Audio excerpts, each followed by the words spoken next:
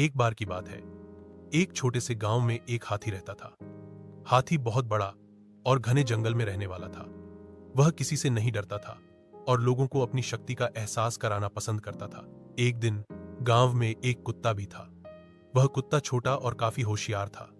वह लोगों के यहाँ बच्चों को खुश करने के लिए आया करता था। हाथी और कुत्ता एक दूसरे को पहले नहीं जानते थे, लेकिन एक दिन मिल गए। वे दोस्ती करने लगे और अच्छी तरह से बातचीत करने लगे। हाथी ने कहा, मुझे बहुत खुशी हुई कि मैं तुम्हें मिला।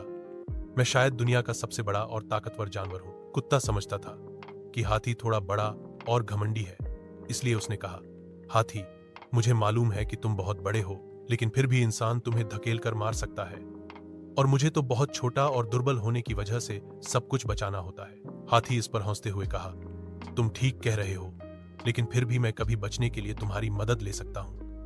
मैं तुम्हें अपनी शक्ति और ताकत से बनाया गया हूं।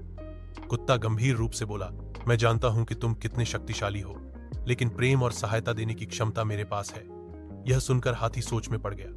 वह समझ गया कि शक्ति और ताकत के बावजूद प्रेम और मदद कुछ भी नहीं होते हैं। हाथी ने खुद को आजमाकर देखने का फैसला किया और वह बच्चों के संगीतायन में से एक साझा करने के लिए खुद को मंडराने लगा। यह देखकर कुत्ता बहुत खुश हुआ और उसने कहा, हाथी, तुमने सबके दिल जीत लिए हैं। तुम्हारी हमारे गांव में बहुत जरूरत थी, जहां हमेशा खुशी और प्रेम की कमी महसूस होती थी।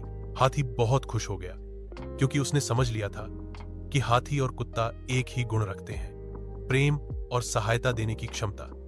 यह बात हाथी के जीवन में एक महत्वपूर्ण सीख थी कि शक्ति और ताकत से भी बढ़कर प्रेम और सहायता का महत्व होता है।